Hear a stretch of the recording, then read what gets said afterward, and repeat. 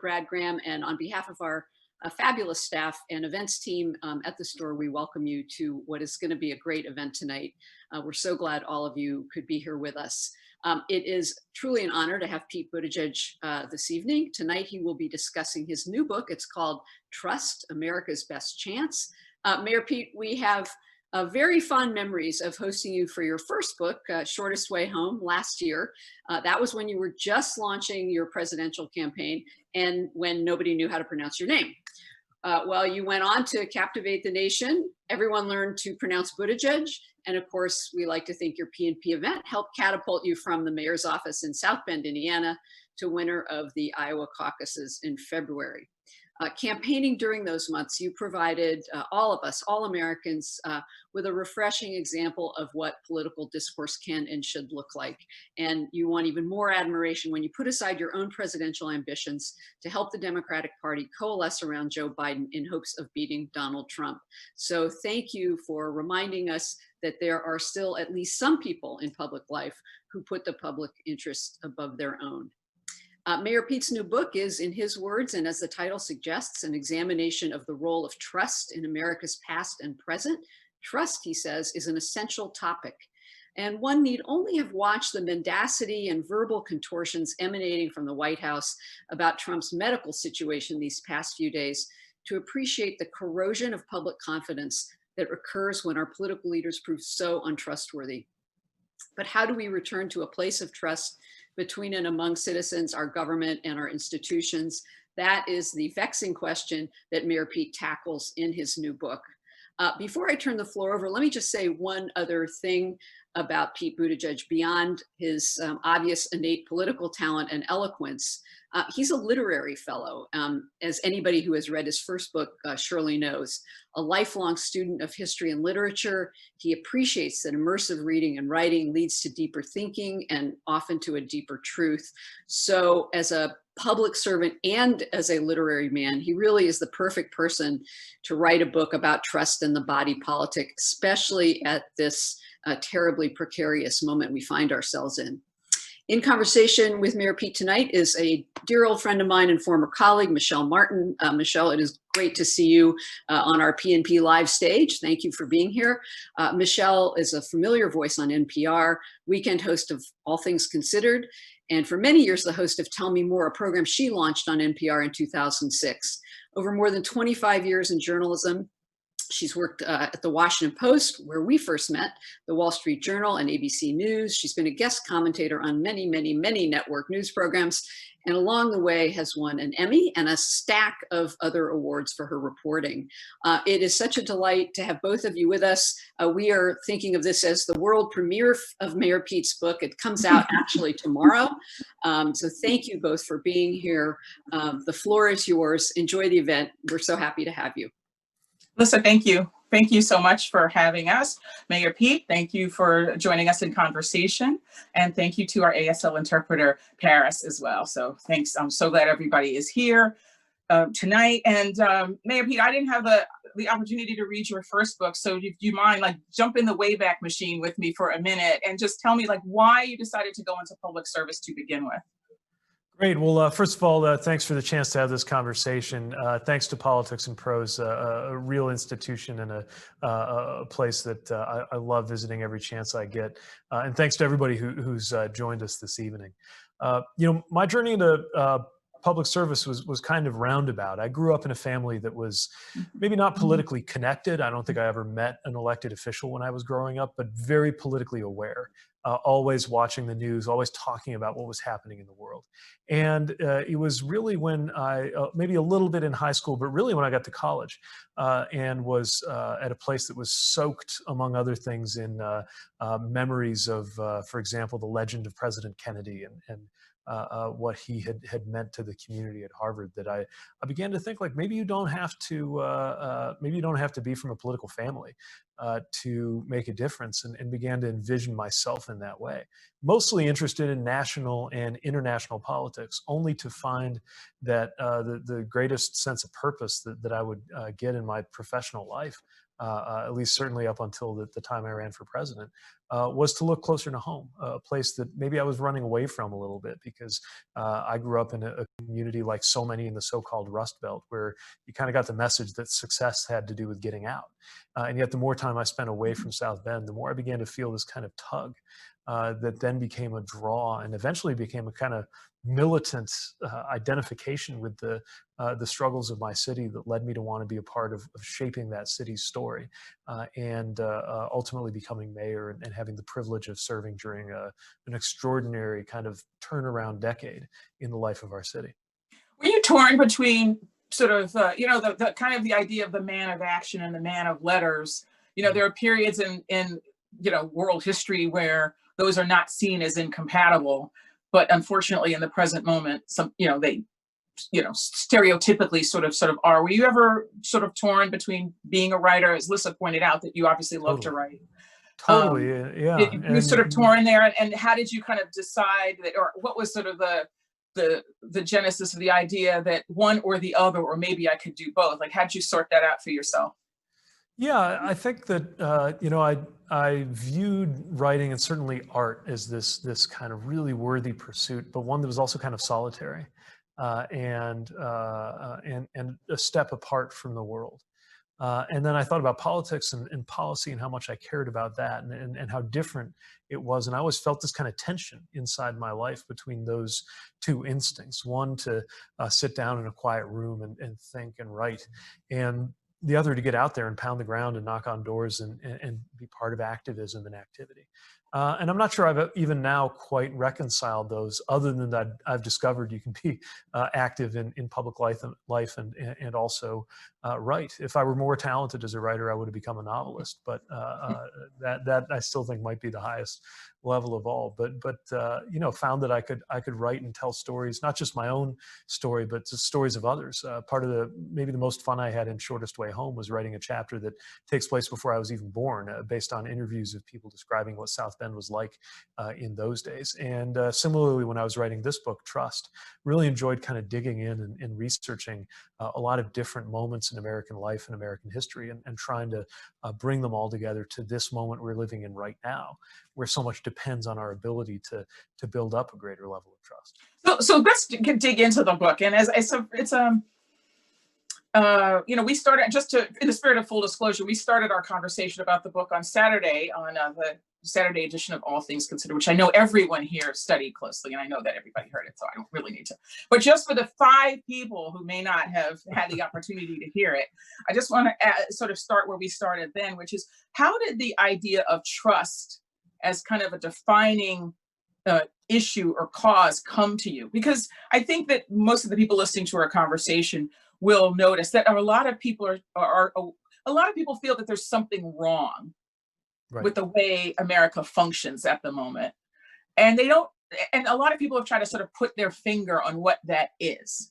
And a lot of people have come up with sort of different analyses of it. Some people say it's, our governance is broken. Some people say it's, income inequality is at such a level that, we're just not functioning as some people just say that, some of these political jobs have outgrown the moment. Okay. So I'm not saying that this is a theory of everything, but I am saying that this is kind of an organizing idea. And I just wonder how it came to you. And did it come to you as an insight all of a sudden, or did it come to you over time?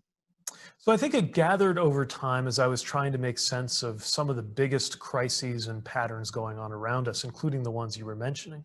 Because the more I thought about them, the more I was able to better understand them through the lens of trust. For example, you look at our political environment, the chaos of it, and how we got here. And part of what's clearly the problem is that we don't seem to have the ability to trust that we even live in the same reality. Many people who support the president have not just a different set of interests or a different set of values, but a different set of facts, or at least what they consider to be facts. And I could feel the effect of that even when I was a candidate in the Democratic primary process. I also experienced in a different way as a candidate the full force of American conspiracy thinking, something that's not confined to the right, but also exists right, left, and everywhere in between. and I saw some of the effects that had. Then, almost no sooner than my campaign ended, the coronavirus epidemic overtook our country. And one of the things I saw was that so much lives depended on people trusting the advice of medical professionals and disease experts. And yet a lot of people didn't trust even the basics of the importance of staying at home, or the value of these closures, or the significance of wearing a mask.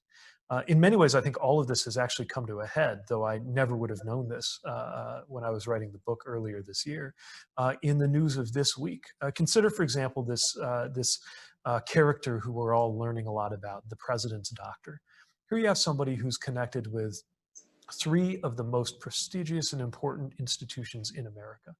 First of all, the medical profession, because he's a doctor. Secondly, the White House, the highest office in the land. And third, the military. He's an officer in the military. Each of these are institutions that should have a level of credibility beyond reproach, and that only function if there's a level of trust in what they have to say.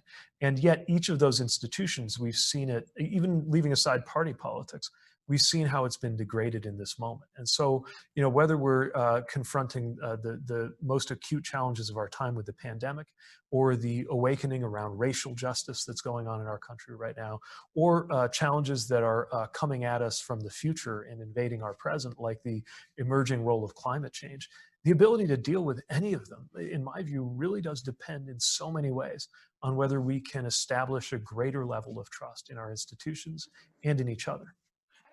I don't want to get sidetracked and sort of focus just on this issue of the White House doctor, but is that a system problem in his case, or is it a him problem?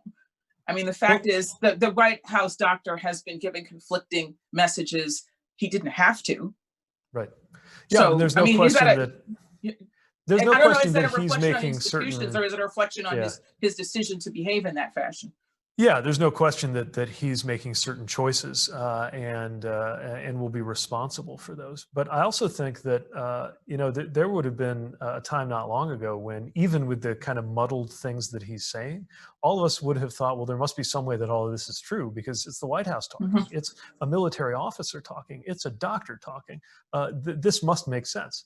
And yet, of course, it doesn't. And I think that reflects the pressures that he's under, but also the warping of our institutions. Yes, because of Donald Trump and who he is and what he's caused, but not only because of that, because a lot of other forces that, in my view, helped make Trump possible just as much as he has accelerated these issues. So let's talk about where you think this started. How do you think this breakdown of trust started? Trust in institutions, and frankly, this is something else you talk about in the book: trust in each other as people. Yeah. How do you think it started? If you look back at the polling, it's actually for decades, researchers have asked Americans the same set of questions. It's such interesting data that I actually put an appendix in the book of a report that the Pew Research Foundation did. For example, the question, do you trust the government in Washington to do the right thing most of the time? That's been asked in almost the exact same form for more than 50 years. And if you look at the graph, it is a downward slide from the 3/4 of Americans having that kind of trust half a century ago to less than a quarter now. Now, the classic answer that's given is always Vietnam and Watergate. And as I discuss in the book, that's clearly part of how we started to lose institutions lose confidence in institutions like the presidency, like the military, failures of integrity, like the corruption that Watergate represented, and failures of competence. The fact that the military, which was fresh off winning World War II and looking like it could do absolutely anything, was now mired in this quagmire. But the more I looked at the issue, the more I saw that it wasn't as simple as this issue of Watergate and Vietnam. Many of these patterns in losing trust actually started before that happened, and they accelerated long after you would think we might have gotten that experience out from our system. Consider this, for example. If you look back at Watergate, as dark a moment as that is, you would think that would have been something that reinforced some level of confidence in our constitutional systems. Actually, after all, the most powerful official in the country, the president, was removed from office. In fact, he resigned on his own to preempt the inevitable because Congress, with members of both parties stepping up, were preparing to hold him accountable. it almost seems quaint from today's perspective to see the ways in which the system more or less responded to those misdeeds and worked. But what we've seen is that there's been a deeper corrosion, partly because of our media environment, partly because of our relationship to information, and in my view, partly because there have been deliberate efforts to undermine trust. And I don't just mean things like Russian misinformation, although I discuss that in the book, and we may take that up later in this conversation, but also an ideological project that really began in the Reagan era to systematically break down Americans' belief that government could solve problems. And that wound up having a self-fulfilling quality that I think is haunting us to this day. But why do you say that, though? I mean, because if you say that that preceded Watergate and preceded Vietnam, then that wouldn't have been a Ronald Reagan problem. It wouldn't Right. have been a modern conservative project. That it seems like that might speak to something else, you know. So what's if it predates that, then what's the root of it? You know, I'll just tell you, Yeah. just throwing it out there. Robert Putnam famously bowling alone Yeah. and talked about how atomized we are sort of becoming as a society. You know, he doesn't shy away from the fact that diversity has something to do with it. You know, race does have something to do with it Yeah, because no because question. as you know, and we discussed the fact that, you know, people of color, African Americans, have ample reason not to trust Right. institutions, like just name the issue, you know, voter suppression, medical experimentation, you know, et cetera, et cetera. But you Absolutely. also point out the way majorities distrusting of minorities inhibit the ability of minorities to flourish because of the way these institutions are constructed based on a lack of trust of these minorities.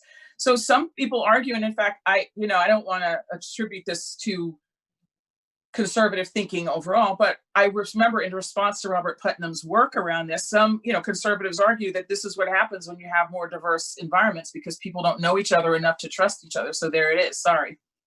Well, this is, again, a really important concern for our moment. But you're right, it's got roots, obviously, throughout a history that we can trace back 400 years. But in that more recent history we're talking about, there's no question that the confidence a lot of white Americans expressed in government institutions started to fall right around the time of the civil rights era, when those institutions were starting to do a better job, imperfect but better, of accommodating Black Americans and other historically excluded Americans in that kind of social contract as a country. And it's clear that this has been part of the issue.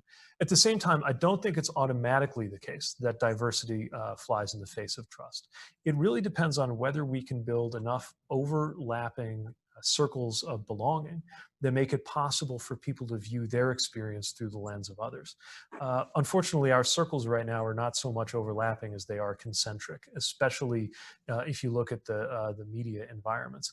You add to that the fact that, as you said, a lot of certainly African Americans have had every reason to be skeptical, whether it's of a medical establishment that in cases like what happened at Tuskegee was just brutally unethical with direct consequences and fundamentally violent consequences, or a political system that did not meet them in good faith. One of the things I really wrestled with how best to characterize in the book was the extraordinary level of trust shown by figures in the civil rights movement, figures like John Lewis, who was on my mind a lot as I was writing because he passed away right around that time. And there was no sort of naive trust about the goodwill of those institutions that they were marching against. But there was a level of trust, not only in each other, in the solidarity of those who stepped forward, but also in the possibility of those institutions to be reformed or to be remedied, even using their own pulleys and levers. And one of the really remarkable things was that those visualizations that happened of the brutal and violent repression of civil rights marchers compelled a lot of white moderates who were disinclined to trust the accounts that they were hearing of repression, especially in the South from Black voices, to finally trust what they were seeing with their own eyes. And I think in some ways, that's got a remarkably powerful parallel to the way that a lot of well-intentioned white progressives moved from being vaguely sympathetic to being vocally activist in the wake of the murder of George Floyd. Again, a case where maybe accounts that weren't always being trusted, even though Black Americans had been offering these accounts the entire time, being corroborated by such grisly footage and cell phone videos, changes that field of fact and makes it possible for more Americans to be aware of that same reality. We talk a lot about how social media brings us into bubbles and distorts our access to the truth and facts, and that's certainly true. But at the same time, in maybe more ways than it's gotten credit for, it's made it harder to deny certain realities. And I think the movement for Black Lives is one powerful example of that effect in our time. I just want to acknowledge the fact that there's like a Pete for America hangout going on in our conversation. Like a lot of your supporters from all over the country are jumping in to participate in this conversation, which is one of the only good things to come out of the fact that we're all stuck in our houses or wherever we're stuck in, is that, you know, more people can participate than would be the case, I think, if this were an event in person. So, you know, shout out to all the Pete people who are jumping in. Good to see you, or sort of see you, or know that you're there. Good to see you're in the chat. And we'll certainly get to your questions later. And I hope we'll have some questions too. I just want to be sure that you see the love, Mayor Pete, that the love is coming in strong. There's this one story that you tell in the book. You tell some really interesting stories in the book, so I hope people will get a chance to read it. But you talk about sort of the need to build concentric circles of trust and concentric circles, overlapping circles of experience. But I'm still fascinated by this experience that you had in Afghanistan when you were on your way to the airport to pick up another member of the crew, the team who was coming in. And this is a dangerous look. I mean, it was every trip had its opportunity for peril. And there was a particular circle that you came to that the Marines called Suicide Circle. And for obvious reasons. And at one point you were approached by another driver, a civilian, you know, an Afghan civilian, right? And he was gesturing to you. Now you don't speak Pashto, right? And he didn't seem to speak much English, but you had a decision to make in that moment. Like you had your training, but you also had, you know, you want to go home too. Right. And you know that there had been some other experiences where this is an opportunity for a suicide attack, right? You know, he's pointing to the wheel well. The wheel well, you know, is a place that you can put a device. And so you could have pulled your weapon on him, but you chose not to. And the reason that I think this is so powerful to me in part is that this is a situation that law enforcement people face all the time. And civilians face, let's just say it, in encountering law enforcement. I'm just wondering if you can help us understand. Now, you didn't have like overlapping circles of experience in this moment. And I just wonder, like, what is the thing that allowed you to trust that this person wasn't trying to harm you? Is this a gut thing? Is this something that can be taught? Does this come with, can you just talk a little bit about that? Yeah, this is a moment I think about a lot. It was otherwise routine, a traffic jam in Kabul, which is pretty much what traffic is in Kabul. And I should probably share how the story ends, which is that after asking myself this question, why is this stranger approaching the wheel well of my vehicle? And should I respond by leveling my weapon at him? It turned out to be the case that a piece of his car had actually physically gotten caught in mine because our cars had kind of mashed up against each other as we were going through an earlier intersection. And he just needed that part of his car back. He removed it from the wheel well, this piece of fiberglass, kind of ducked away sheepishly and put it back on his car and got in and drove away. But there was a moment where his life and mine were very much in play. And the truth is that feels like the right decision because it ended peacefully, but there's a scenario where it could have been the wrong decision, and it would have been the wrong decision not only for me, but for the Marine sitting next to me as well. Part of it was instinct. Part of it might have been good fortune. Part of it was nonverbal cues, just this sense that this guy didn't seem like he was on his way to kill me. And yet in the end, you don't quite know. And this is the thing about trust. Trust is for situations where you can't be sure. Another thing I write about in the book is Ronald Reagan was fond of this saying, trust but verify, which is actually a Russian maxim. It rhymes in Russian. But I also think it reflects a Russian sense of humor because you literally cannot trust if you're verifying, and verifying is not trusting. It's not a saying, it's a joke. And this was a situation where you couldn't verify and you had to decide whether to trust. Part of why I reflect on that is that these situations do take place, often in war zones, often in encounters between civilians and police officers.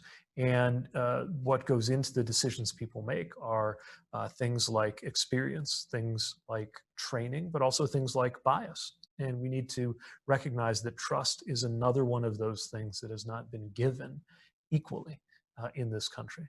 And of course, this is obviously something that, I think is on the minds of many of us in the current moment. I have a 17-year-old son, and, as you can imagine, as he's gotten older, and isn't like the cute little curly haired boy who likes to pretend to be a lion and sneak up on people, obviously my anxiety level about who will trust him to be a non-threat, and how much do I clip his wings and his development as a young man in order to allow him to live to be an old man, I mean, we all think about this. I mean, we think about like Philando Castile, who was a lawful gun owner, wasn't trusted to be that, and was murdered in front of his girlfriend and her child. And, so I just wonder, I don't want to skip ahead to some of your ideas of solutions and then also get to the sort of the questions, but what are it's such a deep stem in this country. What are your thoughts about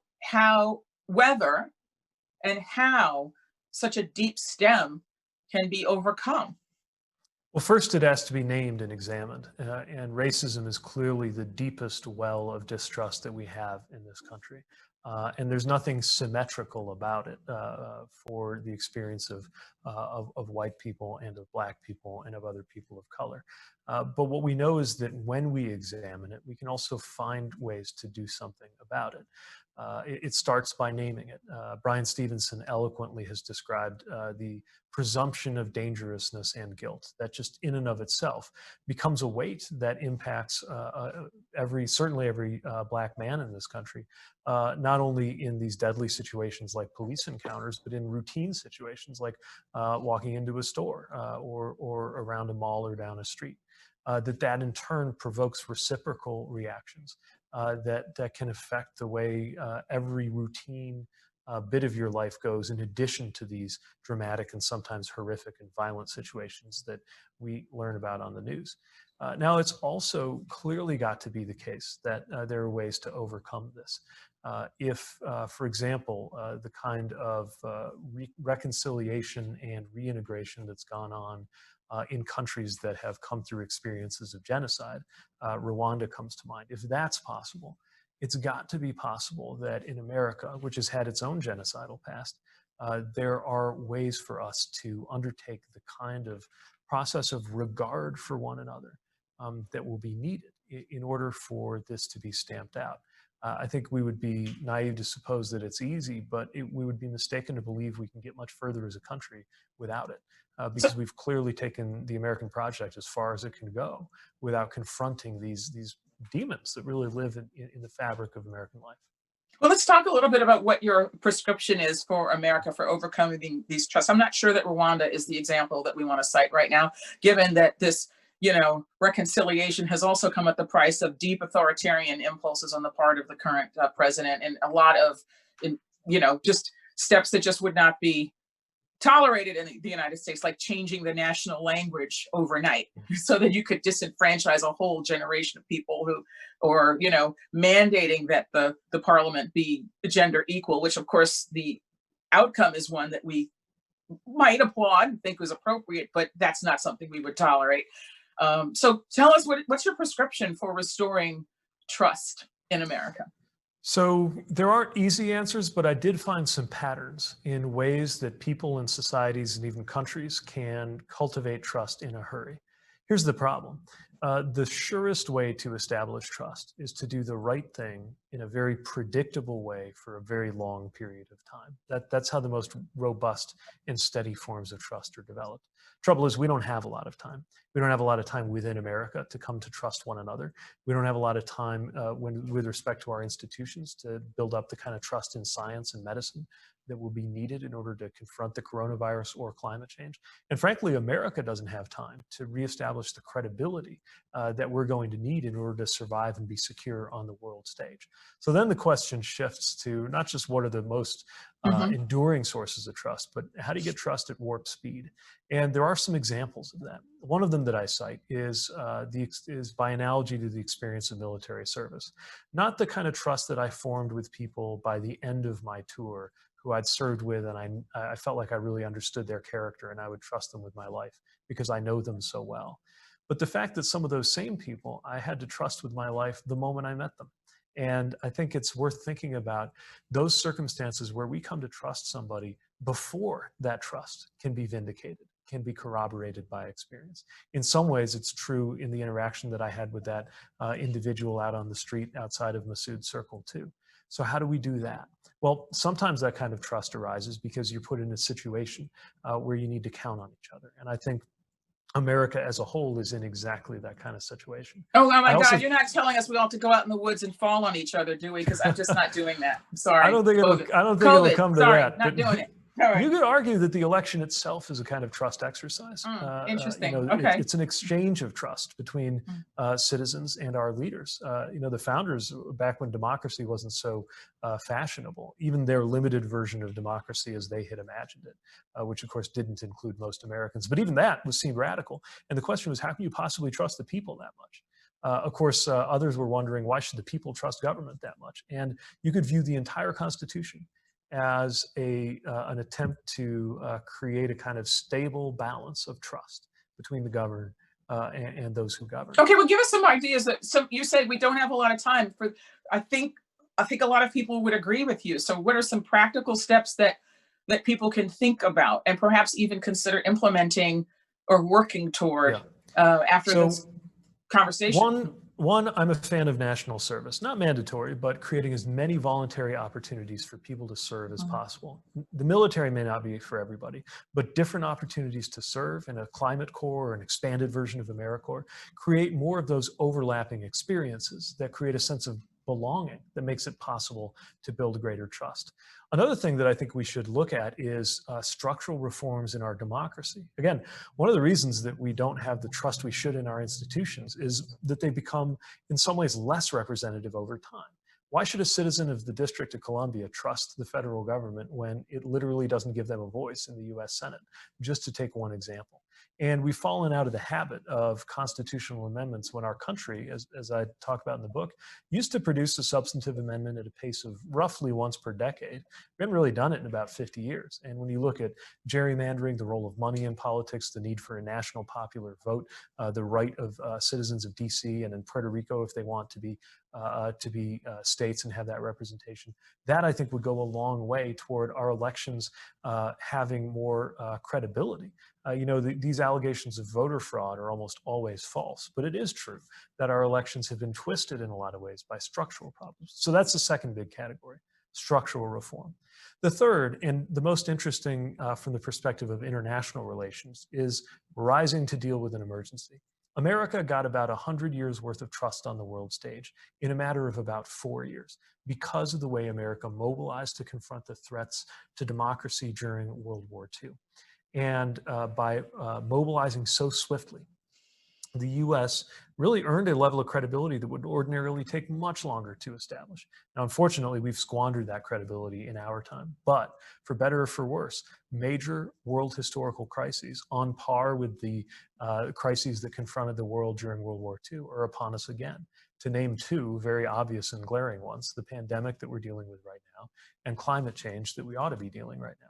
If the US really were leading the world in responding to it, rather than resenting the rest of the world and shrinking from it, we could be able to quickly recover the credibility that we need so badly. So it strikes me it's not just it was not just the handling of the crisis, but it was the post-war, the American position in the world post-war that also led to credibility. There was not a grab for territory. Yeah, that's right. The United States didn't go to plant its flag on every available or not available piece of land. What would you say to people, though, who are already kind of winning the unfairness? Like, why should they give up their advantage? I mean, just to be blunt about it. I mean, we see the current, this is something we just discussed on set, it's just the current situation around the Supreme Court justice, like setting the health issues aside. The reality of it is the Republican senators said they were going to take one posture toward filling a vacancy during the last year of the president's term. They have now, a sufficient number have now changed their minds about that fact. And Democrats are furious about that, as you would imagine they would be. How does one, I mean, why, and their attitude is 10 beats 9, deal with it. That's Well, really the bottom line, 10 beats 9. So yeah. how do you persuade people that the larger project of restoring trust is worth it when they think they're winning? I think the most important thing is to point to the ways that nobody wins in the long run if trust keeps being degraded. It's one thing to win the day for your interests or for your values on a fair field. It's another for the field to be so warped that you don't know what world you'll be in 1 year, 3 years, or 5 years from now. And I think that's where we've gotten to. We're not even having the same conversation sometimes. And that's why I always try to penetrate some of these echo chambers and information bubbles. It's one of the reasons why, as a progressive, I make a point of appearing on Fox News, not because I think that all the opinion hosts over there are there in good faith, but because I know some viewers are tuning in good faith. We got to get to them. And much more than you would think, it's possible to reach people, but only if you're addressing them. But I do think this is also part of why those unsexy but vitally important structural reforms are so needed. Because we have a system right now that frankly doesn't do much to reward those who do the right thing or to punish the kind of cynicism that has clearly overtaken the Senate GOP. But it is, I think, a much larger phenomenon that we're seeing rewarded all too often in our political setup. I still want to hear, like, how do you persuade, say, people in Wyoming that the people of the District of Columbia, who actually outnumber them in population, should have a vote in the Senate when they currently do not? Because this has been presented as a zero-sum game. I mean, Americans have been encouraged in the current environment to think that way, to think that, I get mine, Absolutely. You get yours, go get yours, And the problem, of course, is that everybody winds up worse off in the long run. Another thing in my book is a discussion of policies in a place like Scandinavia. Again, very different, partly because there's not the kind of racial diversity that we have in the US, but still very instructive if you look at the ways in which a tax code that was viewed by the public as fair led to the ability to deliver good services, which in turn allowed more and more people to support the kind of tax code that they have. Here we have the opposite. People know that the tax code's not fair, that some people don't pay their fair share, and so they hesitate to support the government doing anything at all. But to answer your Wyoming question, I think another way to think of it is, and frankly, I find this effective when speaking to, for example, extended family members who are in a different place politically, is to just pose the question in a very serious and literal way. What has been taken from you? What do you think is going to be taken from you? And if you unpack that, you can begin to get to territory where we realize that while people have been made to feel that zero-sum energy that you're talking about, we have a chance to all be better off, but we won't all be better off as long as some of us are continually denied even the basics of a chance at prosperity. Before we turn to the questions, love Wyoming, just letting you know, wasn't a diss. Love Wyoming. Would go now if I could. I bet we have some Wyoming friends on the call now too. I hope so. I certainly hope so. Okay, well, to that end, and before we turn to the question, so speaking of taxes, should President Trump be prosecuted once he leaves office for tax evasion, if the evidence suggests so? Well, speaking of trust, because you're arguing that right. The argument here is that people don't have confidence in the tax code, in part because they think that certain people have advantages that they don't have. Right. If the evidence suggests that that should be the case, should he be prosecuted? If there's a case, then yes, of course. Now, I actually think that the last thing that political figures like me should be doing is saying what should or shouldn't happen, because that's a legal process. But if a good faith prosecutor sees a case, then this should be treated like any other case would be. And this is a really important element of our ability to trust the system, is to trust that it in fact treats all of us equally. There's a sense, a justified sense, that it doesn't, that there are two different systems. And if we don't do something about that, then what you start to see is a breakdown in the legitimacy of law itself.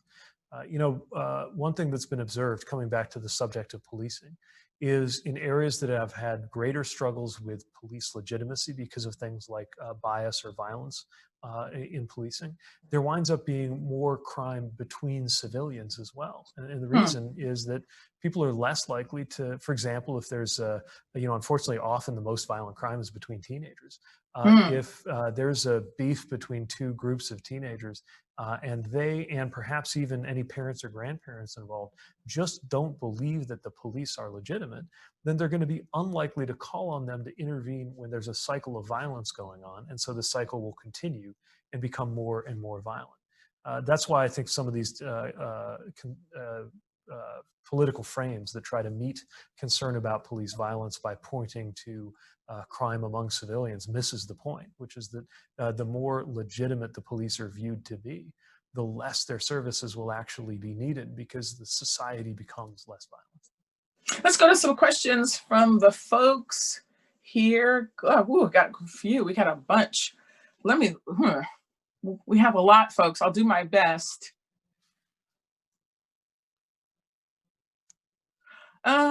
Wow, there's so many questions and there's so many different subjects. Apologies here.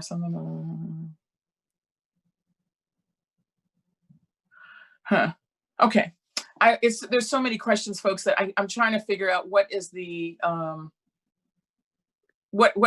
trying to figure out, like, what are the center of gravity here. So let's say let me just jump around to a bunch of different topics, and I'm gonna tell you what the minister told us when my husband and I got married, which is that you should just start out the day by saying I'm sorry. That way you're covered for the rest of the day. So for all the people who sent good questions, and I'm just going to start by saying I'm sorry. I'm not going to get to all of them, and there are a lot of good questions, but here's a question. It says, with the SCOTUS decision not to take on Kim Davis's case, making a statement implying conservative-leaning judges want to revoke marriage equality, how can Democrats work toward court reform? What's the best approach to preserve rights like marriage equality and reproductive rights?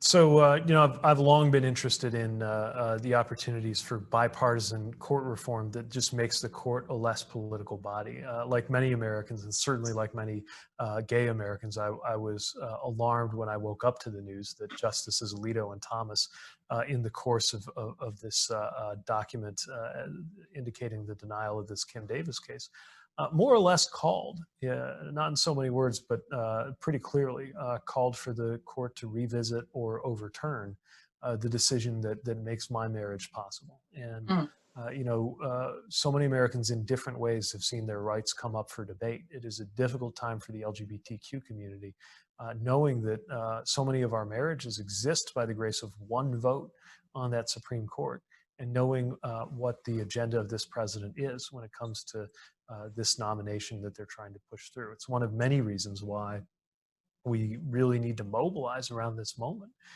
And of course, I'm with the majority of Americans who believe that the winner of this election should name the next nominee to that seat.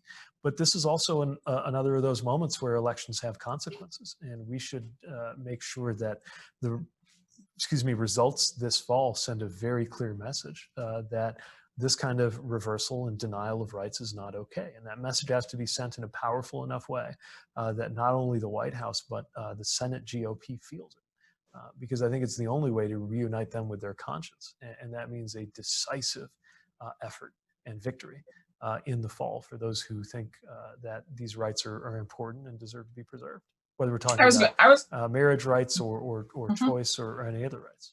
I was going to save this for our last question to leave people on this note, but so many people are asking it that I'm just going to ask it now. How do you remain hopeful? A lot of people are on this chat are expressing, well, they're delighted to see you and they're delighted to be connected to each other. Many of them apparently worked on your campaign or volunteered in a number of states, but a lot of people are expressing a lot of despair about the current moment. And I think a lot of people would like to know, how do you remain hopeful, which you seem to be?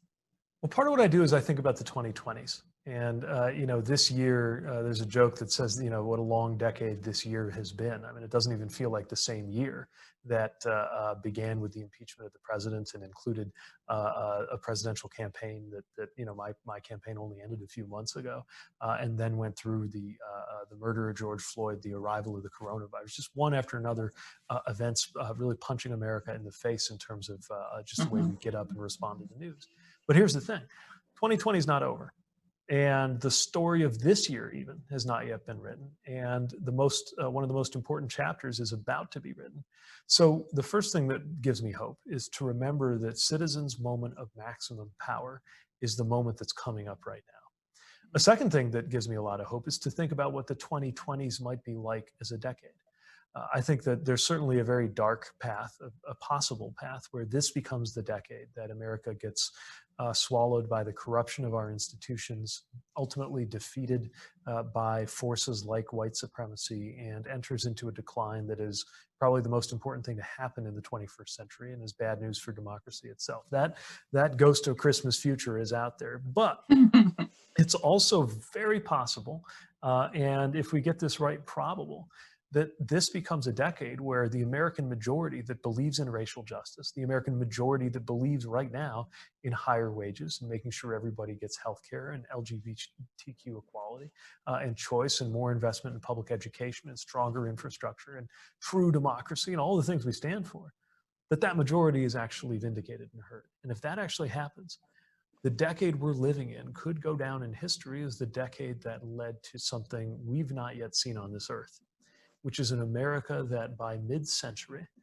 would be the first large-scale, multiracial, fully pluralistic, fully democratic, and equal society. Such a thing has never been produced by the human species, not at this kind of scale. In many ways, we have advanced many of those forces in our history, but we've never lived up to it all the way either. If we did, I think it would be an amazing turning point, not just for America, but for humanity. We can live to see that if we get this right through what I like to call the deciding decade that's in front of us. A couple of questions about, I don't want to lose sight of the media question, because you're not, you don't go lightly on my people in this book about the role that you think the media plays in eroding trust and also could play in restoring trust. And by media, I think you mean writ large. I think you mean both legacy media and as well as social media, correct? So talk a little bit about that. And also I don't want to lose sight of a question that a number of people have asked is, can you think of concrete steps that people can take in their communities to try to restore trust? Yeah. So if you would ask the media question, because I think it's important to you, and then I want to not lose sight of the fact that people are looking for concrete things that they can do in addition to voting, which everybody's on the chat is talking about. Right. So yeah, the media question I think is huge, and there are a lot of things that have gone on in the media that have eroded trust. Part of it's the rise of ideological media like Fox News and a lot of what goes on there. But part of it actually is the result of kind of both sidism in media, which often can cause two sides to appear equally legitimate. I think this has in particular been a big problem in presenting the facts around climate. But also creates the impression that there are only two sides to an issue, which can also create a lot of mischief. Now, I think media can also hold a big part of the key to how we get this right by creating the kind of spaces where people who disagree on values or represent different interests are still held accountable to the same field of fact. And to the extent that media, and I think we've seen that more in the last couple of years, media organizations represent and recognize their role, that sometimes actually you do need to be the arbiters, maybe not of which ideology should hold sway, but of what the truth is, that really does matter. And it's one of the reasons why we need that editorial function that social media companies are unwilling to play. They always say, hey, we don't want to be responsible for saying what's true, so we're just going to shovel it all out there, and by the way, make a lot of money while we're at it. But journalists are different, and that journalistic function has never mattered more. Actually, because we have access to more information, it's actually because some people thought, as everybody got more information through technology, you wouldn't need journalists as much, right? You don't have to send a reporter into some area because people can send in cell phone video showing you exactly what happened there. Well, we're getting more raw information, but that actually makes that function of sorting through it more important than ever. Just like when I was an intelligence officer in the Navy, I was trained on the difference between information and intelligence. Information is data, pictures, whatever's out there. Intelligence is taking that and turning it into something that can help somebody make a decision. That's the function that we need from media more than ever. And you support your local NPR station, I hope. Sure do. Absolutely. Do okay, stay a member and making, yep. making sure. Absolutely. Yeah, I think WVP is doing their pledge drive right now. So, no, it's I so am important. fascinated by this because I must, and I promise you I'm not whining. I promise you I'm not whining. I'm not complaining. But I can tell you that every time that I understand what you're saying about both sides, and we've had 3 years to talk a lot about that among those of us who are sort of in this work. But I can tell you that even among the audience that we have at NPR, people who I consider to be interested in fact, a fact-based approach to journalism. No matter what, I always get complaints whenever I interview people that people don't agree with. I don't want to hear from that person because I don't like what they're saying. And I'm just, I don't know what to do about that. I mean, obviously, I don't know what to do about that. Well, that's where I think sometimes salvation does come from the local. This is why your other question, I think, is so important about what we can do in our communities. Communities provide a way to see the humanity in people who might have different commitments in terms of ideology or party. And by community, I'm deliberately a little vague about this, right? One community I'm part of is the community of veterans, and specifically the people who were in the units that I served in. Groups of people who are radically different from me sometimes politically or generationally or racially. I'm very eager to hear what they have to say because we have this other connection that binds us together, but also communities in the more literal sense. Sometimes it's easier to recognize the human value of somebody who views the world differently than you do when they're your neighbor, because they're a good neighbor, even if you are horrified by some of what they believe as a citizen. But it creates the building blocks for a better kind of dialogue. By community, sometimes I mean community of interests. Our church communities or other communities of faith are just one example. And another thing that's really at stake, I think, in this question of how we associate with each other online or in person is how we can create those kind of patterns of belonging that create not groupthink, but group solidarity. And then the more those groups overlap and are different from each other, the better. Maybe you belong to a Muslim community that I don't, but we're playing on the same soccer team, and we all of our circles wind up overlapping at that little point. We've got to build that up in every area where we can find it. It's a classically American thing to do to begin with. It's actually become more, not less important as we go into this digital age. Before we let you go, I just have one. Let me just grab one more question for you from the folks. I'll just grab this one. And again, apologies to all the great questions that we didn't get to. I tried to sort of get the kind of the center of gravity of the different groups, if that makes sense. But there's one question that's a specific question about Democrats. It's, Pete, can the liberal Sanders AOC wing of the Democratic Party and the moderate Biden Buttigieg wing continue to effectively coexist within the same party? Or are their attitudes too divergent to continue to work together and compromise?